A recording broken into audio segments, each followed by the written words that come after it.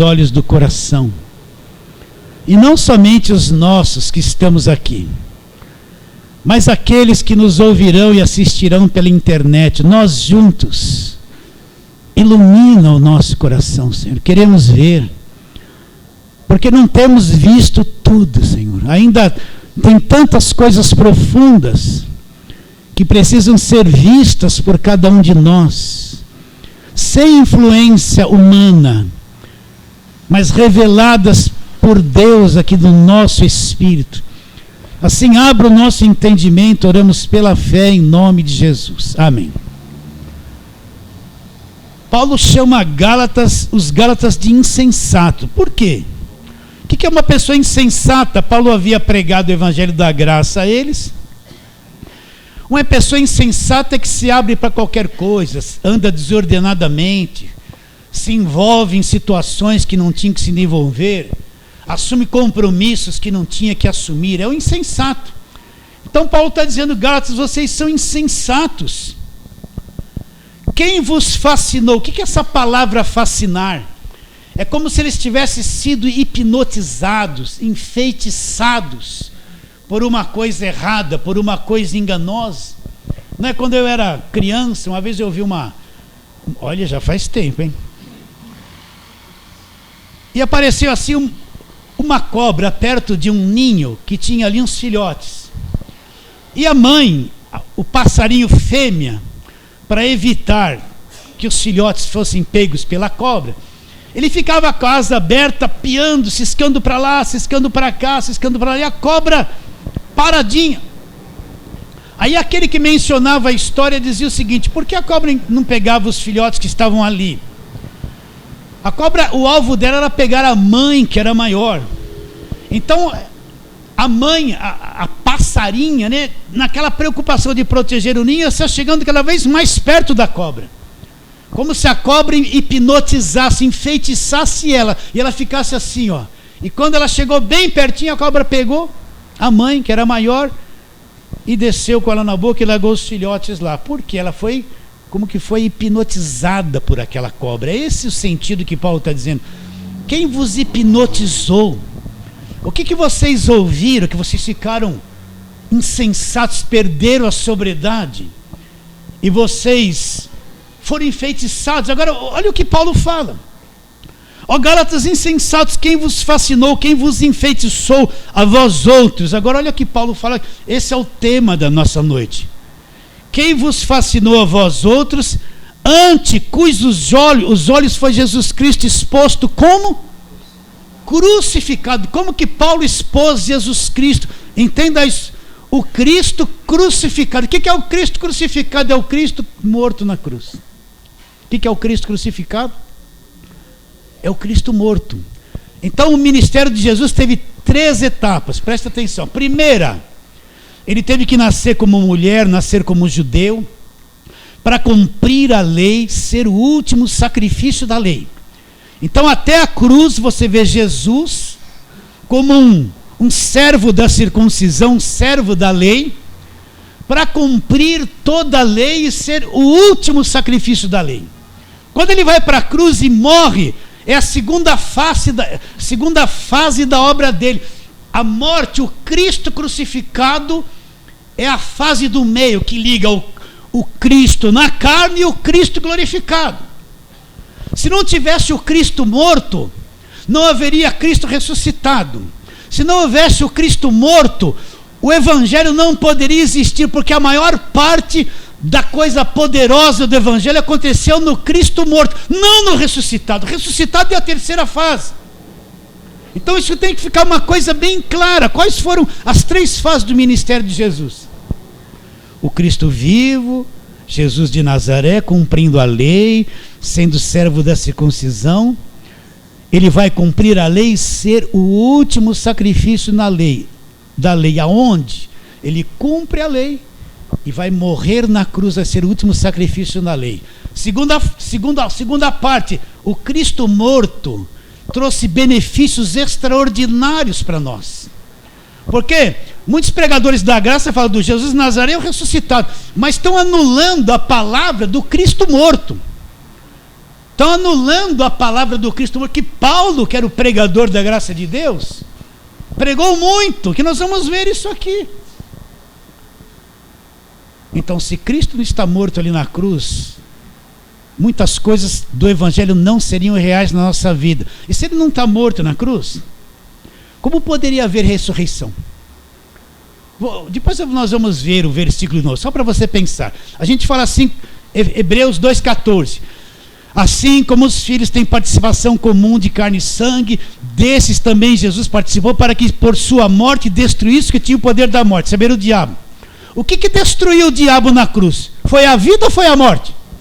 Para que por sua morte, o Cristo morto na cruz, esse Cristo morto destruiu o diabo.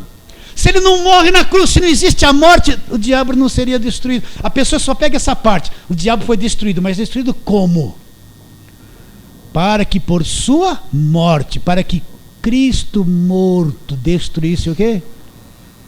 O diabo. Então o pregador da graça tem que pegar essas três coisas e expor isso, como Paulo expôs. Paulo expôs o Cristo crucificado, o Cristo morto. Então vamos trabalhar na palavra? Vamos lá. Primeira carta de Paulo aos Coríntios, capítulo de número 1. Então o que foi que destruiu o diabo? Para que por sua morte destruísse quem? O que tinha o poder da morte.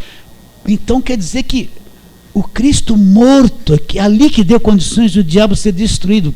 Pega isso na tua mente. Foi ali mesmo. Se ele não morre, o diabo não é destruído. Então vamos lá. Primeira carta de Paulo aos Coríntios, capítulo 1, versículo 18. O que Paulo está dizendo aí? Deixa eu chegar lá rapidamente, né? Então ele diz, certamente. O que é certamente? Uma coisa que é certa. Ele diz, certamente a palavra da... O que é a palavra da cruz? Certamente a palavra da cruz é loucura para os que se perdem, mas para nós que somos salvos, o que é a palavra da cruz? É o poder de Deus. Então, o que é a palavra da cruz? O Cristo na sua morte, o que fez por mim? Paulo está dizendo, a palavra da cruz é loucura para quem está perdido, mas para nós que já somos salvos, a palavra da cruz, aquele Cristo que morreu ali, que está morto, é o poder de Deus. Ele fala que aquilo é o poder de Deus. Não é isso que está aqui. É o poder de Deus. Aí olha o versículo 23, desse mesmo capítulo. O que Paulo pregava? Paulo pregava só Jesus ressuscitado. Sim, ele falou muito de Jesus ressuscitado, mas Paulo pregava o Cristo crucificado, o Cristo morto também. Porque na morte dele, ele trouxe enormes benefícios. Se não tivesse o Cristo morto, esses benefícios não estariam a dispor nessa graça de Deus que nós pregamos. Olha o que ele fala, versículo 23. Mas nós pregamos o Cristo ressuscitado. Está assim aí, só isso que eles pregavam. Mas nós pregamos Cristo crucificado. O que é o Cristo crucificado? O Cristo morto. O que morreu na cruz. Escândalo para os judeus, loucura para os gentios, mas para nós que fomos chamados, pregamos o quê? Mas para os que foram chamados, tanto judeus como gregos, pregamos Cristo. Que Cristo que Paulo está se referindo? O Jesus de Nazaré ou glorificado, ressuscitado? O Cristo morto. Mas para os que foram chamados, tanto judeus como gregos, pregamos Cristo. Olha lá, poder de Deus, presta atenção. Poder de Deus e sabedoria de Deus. O que é o Cristo crucificado? Presta atenção. Poder de Deus e sabedoria de Deus. Então o Cristo crucificado é sabedoria de Deus. Ora, se eu só prego Jesus de Nazaré e passo para o ressuscitado, anulo o crucificado e morto? Então estou anulando a sabedoria e o poder de Deus. Anulo ou não anulo? Está claro, eu sei que vocês estão assistindo um monte de coisas pela internet, mas tem muitas coisas pela internet, não é, se fala da graça, mas tem pontos duvidosos que não é graça, que anula alguns pontos principais daquilo que Jesus já fez na cruz por nós. Então vamos lá, vou ler de novo o versículo 23 do capítulo 1 de 1ª carta de Paulo aos Coríntios. Mas nós pregamos Cristo crucificado, Cristo morto. O que é o Cristo crucificado e morto? Escândalo para os judeus, loucura para os gentios, mas para os que foram chamados. Você foi chamado? tanto judeus como gregos, pregamos Cristo. O que Cristo é? Poder de Deus e sabedoria de Deus. Olha o capítulo seguinte, capítulo 2 da primeira carta de Paulo aos Coríntios. Olha que Paulo fala: eu, irmãos, quando fui ter convosco, versículo 1, anunciando-vos o testemunho de Deus, não o fiz com ostentação de palavra, ostentação de linguagem ou de sabedoria humana, porque decidi nada saber entre vós, senão a Jesus Cristo e este morto, crucificado. Paulo foi pregar o evangelho aos Coríntios. Ele não usou nenhuma sabedoria humana, não usou nenhum conhecimento que ele tinha do judaísmo. Ele decidiu nada saber. Ele sabia o seguinte: se os coríntios acreditar no Cristo crucificado, a fé deles vai se apoiar no poder de Deus e não em sabedoria humana. Ele decidiu nada saber entre vós, senão Jesus Cristo e este, fala, crucificado. Crucificado. Está abrindo os olhos? Está entendendo isso junto comigo ou não? Agora, vamos lá para Marcos, livro histórico de Marcos.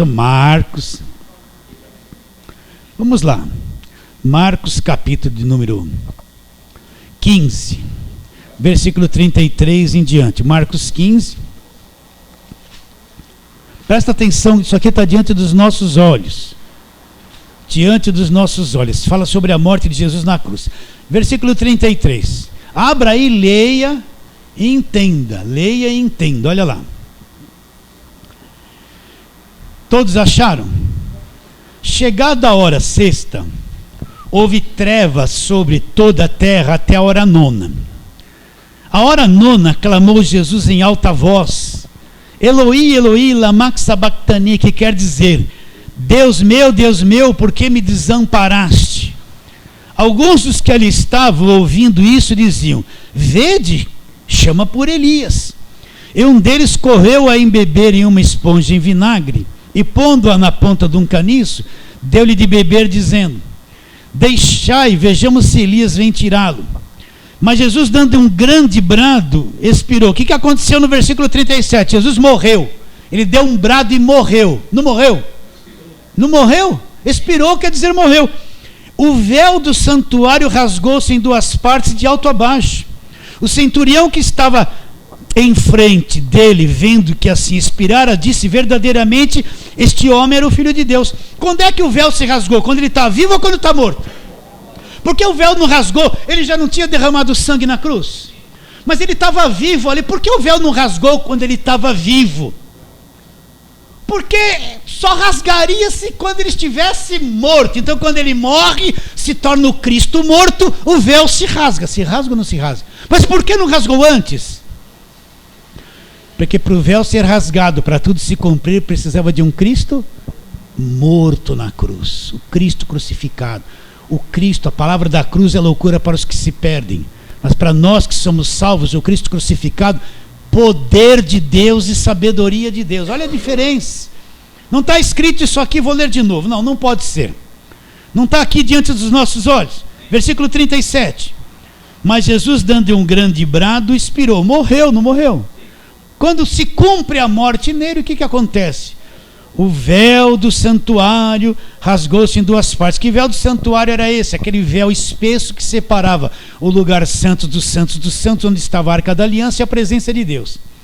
O que significa o véu rasgado? Significa que agora Deus não está mais num lugar chamado Santos dos Santos, dentro de um templo ou dentro do tabernáculo. Deus saiu daquele lugar e se tornou acessível a qualquer pessoa que acredita. Não precisa de sacerdote, não precisa de sacrifício, não precisa da lei, não precisa de votos, não precisa de nada. Quando o véu se rasgou, Deus não está mais num lugar chamado Santos dos Santos. Ele saiu de lá de dentro e encontra Deus em qualquer parte, através do sangue de Jesus. Acabou a velha aliança, acabou lugar Santos dos Santos do Velho Testamento. Acabou. Mas o véu não rasgou enquanto ele não morreu. Agora, o que proporcionou que o véu se rasgasse? Quando ele morreu, se tornou o Cristo morto. Morto ou não? Se tornou o Cristo morto. Então o véu rasgou. Rasgou ou não rasgou? Agora vamos lá. Hebreus capítulo 9. Hebreus capítulo 9.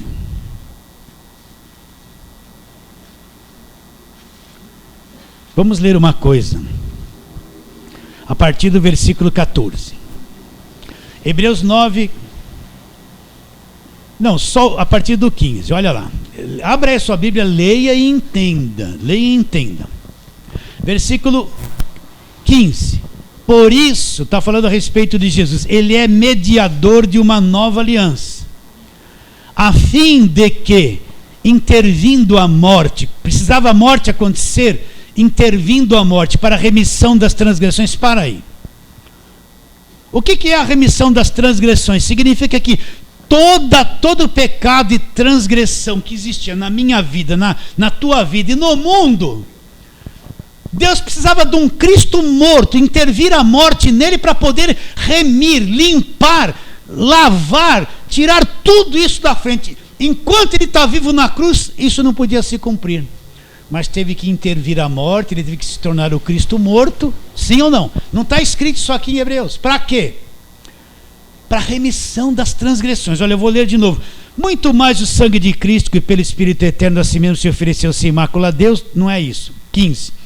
Por isso mesmo ele é mediador o que da nova aliança, a fim de que, intervindo a morte para a remissão das transgressões que havia sobre a primeira aliança, olha lá a primeira aliança, a promessa da eterna herança, recebam a promessa da eterna herança aqueles que têm sido chamados. Porque onde há testamento é necessário que intervenha a morte do testador. Pois um testamento só é confirmado no caso de mortos, visto de maneira nenhuma tem força de lei enquanto vive o testador. O que ele está dizendo? Vamos supor que você tenha bens, e você faz um testamento, vou deixar esses bens, esse para esse filho, para aquele, para aquele, para aquele. E você faz um testamento. Os teus filhos podem pegar os bens antes de você morrer? Não pode, por quê? Porque o testamento só tem valor quando você está morto, quando você morre. Se você não morreu, ainda que seja verdadeiro, porém, ele não pode se apossar dos bens. Por quê? Porque você precisa morrer. O que ele está dizendo? Que ainda que houvesse esse testamento, se Cristo não estivesse morto, essa nova aliança não teria validade nenhuma. Um testamento só é válido depois da morte do testador. E se ele não tivesse morrido? Podia se cumprir isso antes da cruz? E o Cristo ressuscitado poderia cumprir isso? Não, só o Cristo morto, só o Cristo crucificado, a morte, interveio a morte dele para que o testamento se tornasse válido e nós viéssemos receber a eterna herança da graça de Deus. Agora tira o Cristo morto disso aí. Não, que validade vai ter o testamento? Vivo e ressuscitado. Agora o Cristo morto, vocês entendem ou não? Trouxe validade ao testamento. Eu não estou inventando isso aqui, ó. Está aqui diante dos nossos olhos. Só que essas coisas, elas são puladas. Elas são deixadas de lado. Mas tem que ser observadas, analisadas e pregadas, porque não posso anular o Cristo da cruz. Não posso anular o Cristo que morreu, não posso. A palavra não anula. Como eu vou anular? Continuando. Agora olha o versículo 26, ele está no mesmo capítulo. Olha o versículo 26. Ora, nesse caso seria necessário que ele tivesse sofrido muitas vezes desde a fundação do mundo. Agora, porém, se manifestou uma vez por todas para aniquilar o pecado pelo sacrifício de si mesmo. Onde o pecado foi aniquilado? Na cruz. Quando o véu se rasgou, quando o Cristo estava vivo na cruz ou morto? Morto. Como o pecado foi aniquilado na cruz? Foi aniquilado no Cristo morto. Ali que o pecado foi aniquilado.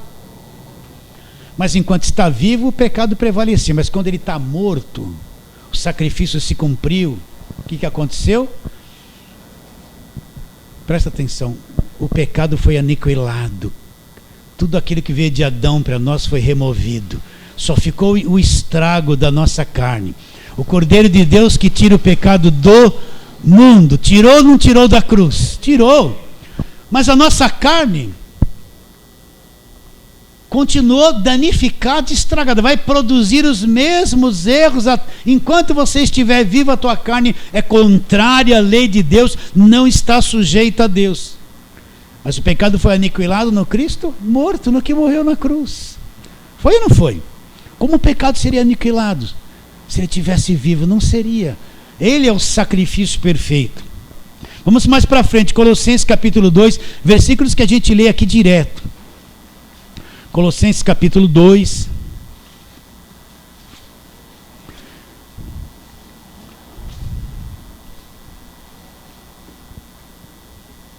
Vamos ler o 14 e o 15. Colossenses 2, 14 e 15. Olha lá o que acontece no Cristo crucificado. Por isso que Paulo fala, o Cristo crucificado é o poder de Deus, é o poder de Deus, é a sabedoria de Deus. Olha lá. Tendo cancelado o escrito de dívida que era contra nós e que constava de ordenanças, nos era prejudicial, removeu inteiramente, encravando aonde?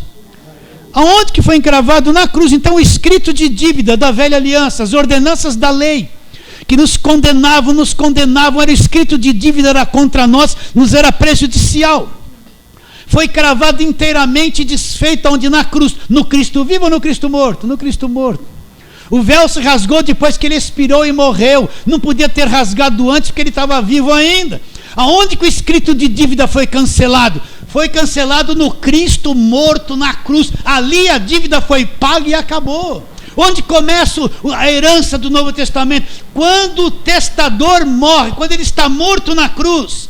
É ali que ele nos faz herdar a herança da nova aliança. Será que você entende? Vocês mais novinhos, está complicado isso? Eu não estou falando nada de campanha de voto, de ter vitória, das coisas ungidas, né? E nunca mais vou falar essas besteiras. Só quando a gente combate as heresias, né? Onde foi cravado? Não, pare e pense. A gente só pega isso, foi tudo cravado lá. Mas quem é que estava morto? Ali era o Cristo morto. Ali ele cravou, desfez a dívida. Agora continua a leitura do versículo de número seguinte, 15, olha lá. E despojando os principados e potestades, publicamente os expôs do desprezo, triunfando deles aonde? Na cruz. Quando ele estava vivo ou quando estava morto? Quando estava morto. Então é ali, no Cristo morto, quando ele quita a nossa dívida, quando ele cumpre a velha aliança, quando ele crava e desfaz o escrito da dívida era contra nós, quando toda a maldição da lei é desfeita ali, quando o castigo que nos traz a paz é desfeito ali na cruz, e ele morre, é ali que os principados e potestades são despojados. Já foram despojados aonde? Na cruz. A gente só pega isso, despojou. Mas qual era o estado de Cristo? Ele já não era mais o Jesus de Nazaré, também não tinha ressuscitado. Não era o ressuscitado. Qual era? O Cristo morto. O Cristo morto. Não está aqui diante dos teus olhos isso? Se está aqui é verdade, não é? É verdade ou não é? É verdade. É verdade. Olha lá, agora vamos para aquele texto famoso, né? Hebreus 2,14. Vamos lá. As pessoas só falam assim, o diabo foi destruído. Foi. Está escrito, tá, é a pura verdade. Mas como? O que deu condições de o diabo ser destruído? O que deu condições do diabo ser destruído? Vamos ler versículo 14. Visto, pois, que os filhos têm participação comum de carne e sangue. Então, os filhos de Deus estão aqui na terra, tiveram um corpo de carne e sangue. Agora, Deus é destes, igualmente ele participou. Agora, o que é que destruiu o diabo? Presta atenção. Alô, você está aí? Hello, né? Vou falar assim. Está aí? Está ligado? Hã? O que é que destruiu o diabo? Para que por sua morte... Peraí, pastor. Não. Quer dizer que o Cristo, quando morre, quando ele está morto, esse é o poder que destrói o diabo? Não é? Não está escrito aqui, a gente só fala assim, o diabo foi destruído, mas não fala como que ele foi destruído. Cristo morto, o Cristo morto, esse foi o poder pelo qual Deus destruiu o diabo. Não está aqui? Só que a gente só fala assim, o diabo foi destruído, mas não fala como que ele foi destruído? Através do Cristo morto, para que, olha como o texto é claro, para que por sua morte, o que foi? Para que por sua morte destruísse o que tinha o poder da morte, a saber, o diabo. Para que por sua morte destruísse, para que por sua morte, vou falar 10 vezes, para que por sua morte destruísse, para que por sua morte destruísse. Se não houvesse morte, haveria destruição? Não. Para que por sua morte, o Cristo morto, destruísse o que tinha o poder da morte, a saber, o diabo. Olha aí, Olha a outra parte do ministério de Jesus, a do meio, que está sendo pulada e anulada. O Cristo morto, para que por sua morte, então a morte, o Cristo morto, destruiu o que tinha o poder da morte. Foi aquilo. Não está aí na Bíblia? Sim ou não? Sim, olha, está diante dos nossos olhos isso aqui.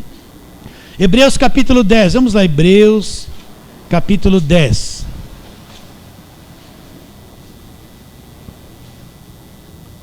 Versículos 19 e 20.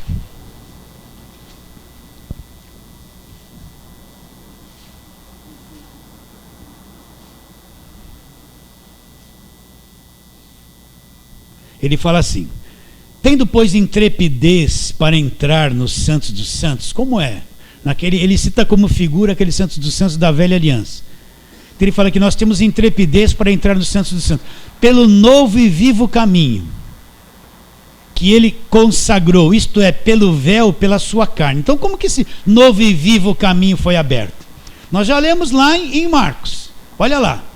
Já lemos lá em Marcos capítulo 15, versículo 33 a 39.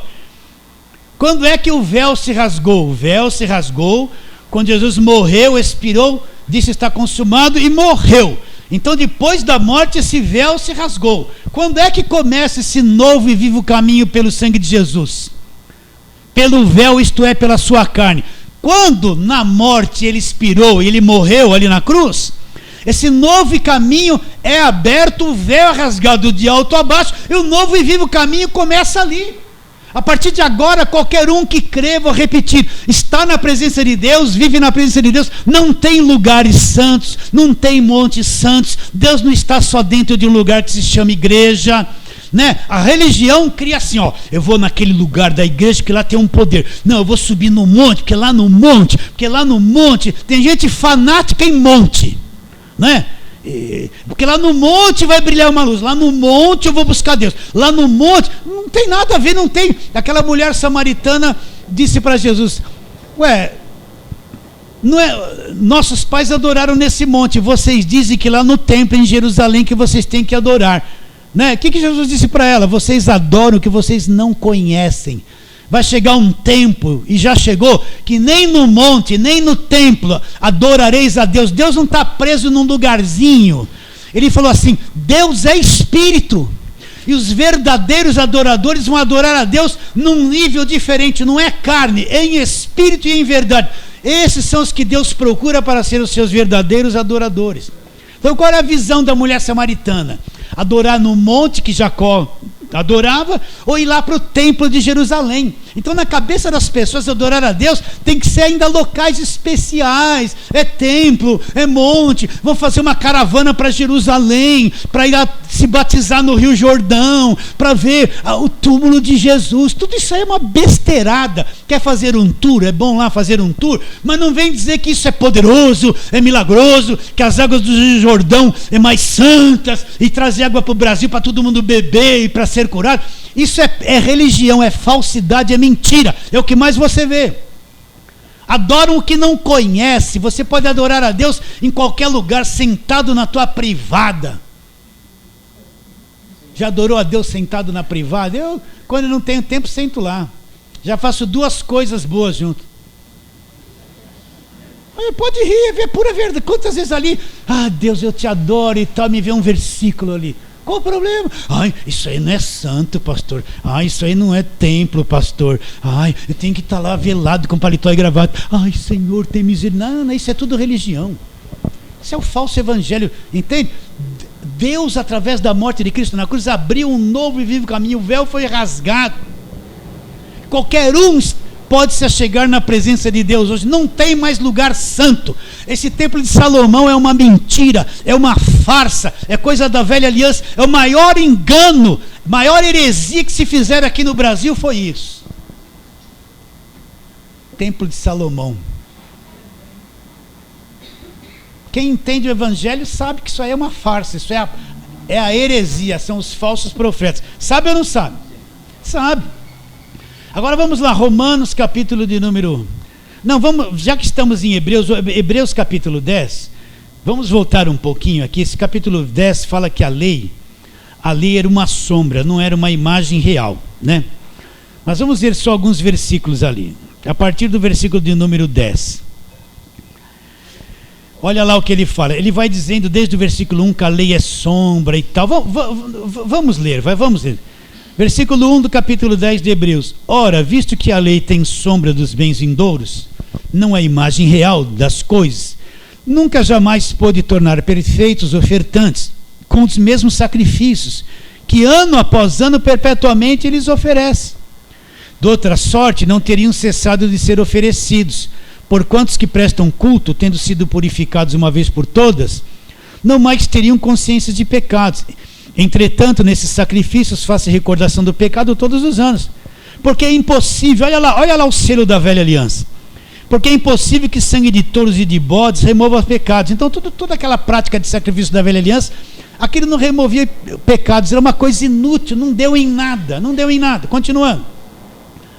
Por isso, ao entrar no mundo diz, sacrifício e oferta não quisesse, antes um corpo me formasse. Não te deleitasses em holocaustos e ofertas pelo pecado. Então eu disse, eis aqui estou, no rolo do livro, lá na velha aliança está escrito a meu respeito para fazer, ó Deus, a tua vontade. Depois de dizer como acima, sacrifícios e ofertas não quisestes, nem holocaustos e oblações pelo pecado, nem com isso te deleitastes, coisas que se oferecem segundo a lei, então acrescentou, eis aqui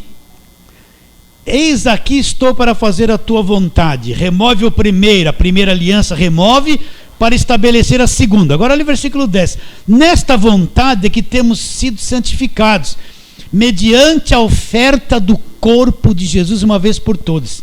Por que ele fala oferta do corpo de Jesus? Qual era a verdadeira oferta do sacrifício perfeito? O corpo de Jesus. E o que morreu ali na cruz?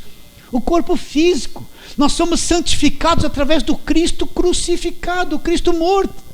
Essa oferta do corpo dele, a morte dele ali, foi o perfeito sacrifício.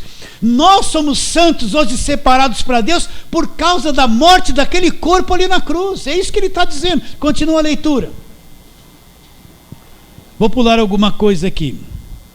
Então ele diz, versículo 11, ora, todo sacerdote se apresenta dia após dia a exercer o serviço sagrado e oferecer muitas vezes os mesmos sacrifícios, que nunca jamais podem remover pecados.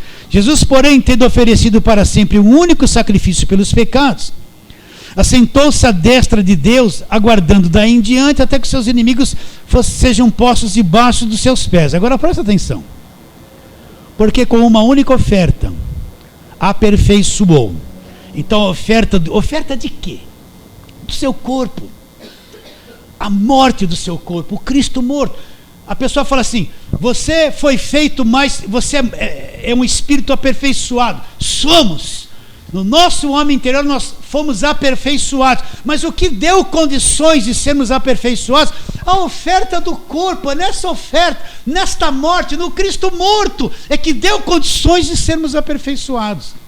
Mas esse meiozinho quase não se fala e precisa ser esclarecido, trazer à tona para os verdadeiros pregadores do Evangelho da Graça de Deus. Então, pastor, tem pregadores mentirosos da graça? Não tem. Graças a Deus que Deus está levantando alguns desse Brasil para pregar a graça e falar,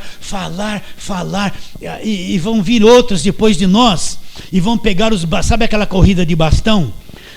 Nós estamos sendo usados para abrir os olhos de muita gente para o Evangelho da Graça. Já estão outros ouvindo agora que serão o futuro de amanhã, que vão pegar o bastão das nossas mãos na corrida e para continuar. E se Jesus não voltar logo, vai ter muita gente pregando esse Evangelho da Graça sem medo nesse Brasil. Vai ter centenas, dezenas, até esse falso evangelho ser engolido pela verdade, porque esse evangelho da televisão é mentiroso.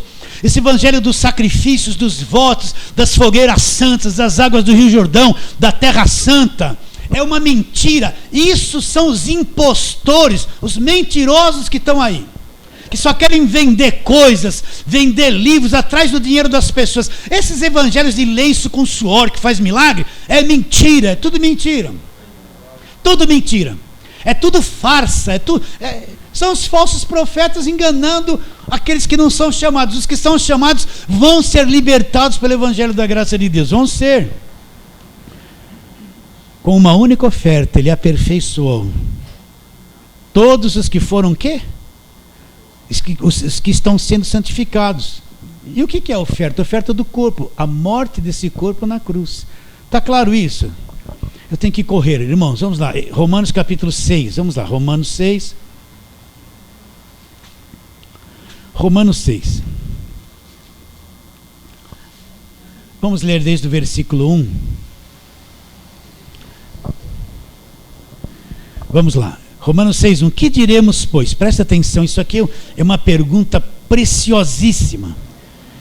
Permaneceremos no pecado para que seja a graça mais abundante? Agora entenda isso aqui, você tem que entender.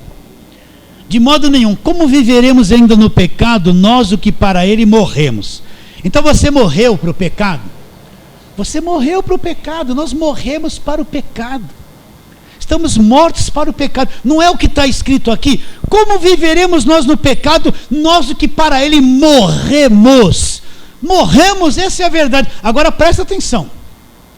Ou porventura ignorais que todos os que fomos batizados em Cristo Jesus, fomos batizados no Cristo Jesus de Nazaré, no ressuscitado. Fomos batizados na sua morte. Esse é o verdadeiro batismo. O que é o verdadeiro batismo? Nós fomos batizados na morte. Se o Cristo não está morto, como nós seríamos batizados na morte dele?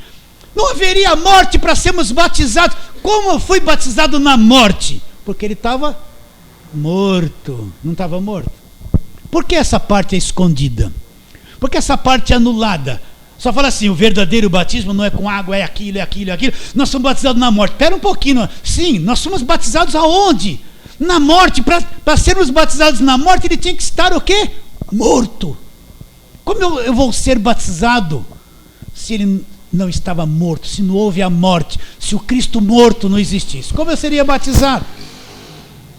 Não está aqui? Olha lá o versículo 6, versículo 4. Fomos, pois, sepultados na morte. Nós não fomos sepultados nem em Jesus antes da cruz e nem em Jesus depois de ressuscitado. Nós somos sepultados onde? Fomos, pois, sepultados com ele na morte. Sepultados aonde? Na morte pelo batismo. Ah lá, agora entra o ressuscitado. Para que como Cristo ressuscitou dentre os mortos pela glória do Pai, assim também eu vou andar em novidade de vida. Olha lá.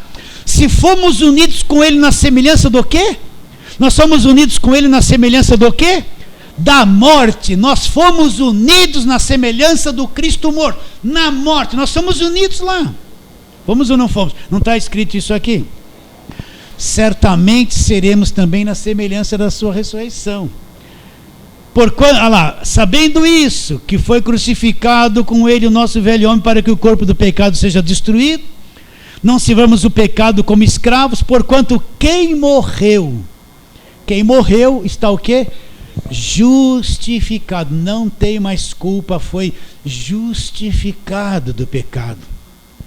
Então você está entendendo isso aí? Está entendendo o que Paulo fala para os Gálatas? Gálatas, vocês foram enfeitiçados? Vocês estão deixando o evangelho da graça de Deus, ante cujos olhos eu expus Cristo crucificado para vocês. Eu preguei tudo sobre o Cristo crucificado. O que ele fala em Coríntios? A palavra da cruz é loucura para os que se perdem. Mas para nós que somos salvos, o que é a palavra da cruz? O que é a palavra da cruz do Cristo morto? É poder de Deus. O que Paulo fala no versículo 23? Mas nós pregamos Cristo crucificado. O que é Cristo crucificado? É vivo ou morto?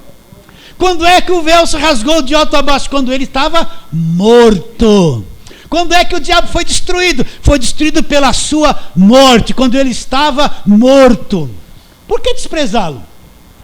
Por que pular? Por que pular? Isso esclarece muita coisa, vai libertar muita gente na internet. E aqueles que vão ser contra isso que eu estou falando, é normal.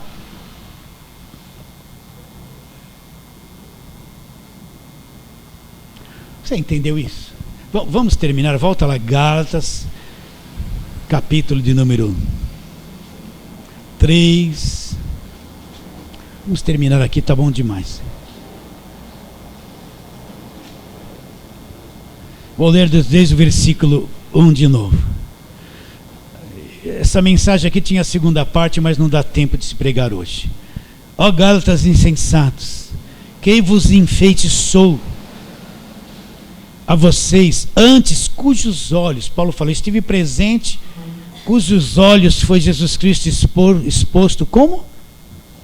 Como crucificado, como morto. O que é o poder de Deus e a sabedoria de Deus? A palavra da cruz é loucura para quem se perde, mas para nós que somos salvos é o quê? O poder de Deus. Vou ler lá de novo, vamos lá, Coríntios capítulo 1, versículo 18. Certamente a palavra da cruz é loucura para os que se perdem, mas para nós que somos salvos é poder de Deus. Versículo 23. Mas nós pregamos Cristo crucificado, escândalo para os judeus, loucura para os gentios. Mas para nós que fomos chamados, tanto judeus como gregos, pregamos a Cristo. O que é Cristo? Poder de Deus e sabedoria de Deus. Poder de Deus e sabedoria de Deus. Fala assim, amém. Então nós estamos, hoje é o culto da ceia, eu quero chamar os irmãos, vem aqui o Máximo,